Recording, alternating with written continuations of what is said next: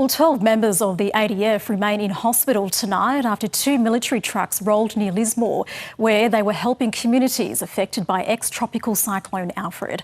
Reporter Fiona Willan is at Lismore Base Hospital, where some of the injured are being treated. Fiona, how are the patients doing tonight?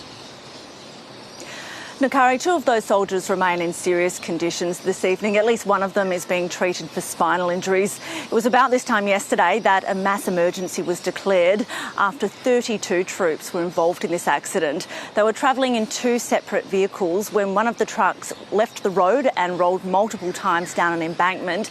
The other one tried to avoid it and then it ended up flipping on its side. Now, thankfully, everyone was wearing a seatbelt and there were no life-threatening injuries. Police say they are now investigating the cause of the crash. Nakari?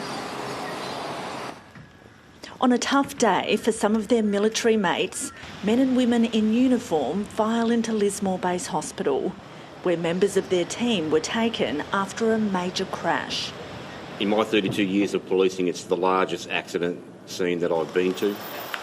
32 soldiers were travelling in two army trucks along a road in Tregeagle, outside Lismore, when both of the vehicles rolled. It was a very hectic scene when we arrived. We had patients of varying injuries up and down the roadway, and certainly still had 4 persons trapped. All on board were taken to hospital and a mass emergency was declared. The troops from Queensland's 7th Brigade were in the Northern Rivers helping communities clear up after ex-tropical Cyclone Alfred. This team of 32 had been engaged in route clearance work and were in transit from one task to another when the incident occurred. These men and women are heroes who are on their way to help people in need. They were doing this at a time when some of their own families were bearing the brunt of Alfred. The New South Wales Premier wants to make sure the support keeps coming. I don't want it to dampen the community's need, the state's need, the public's need for help every now and then. This afternoon, a fresh round of help arrived in Lismore as more soldiers from Queensland were given a tour by police, with conditions still treacherous in parts of the town.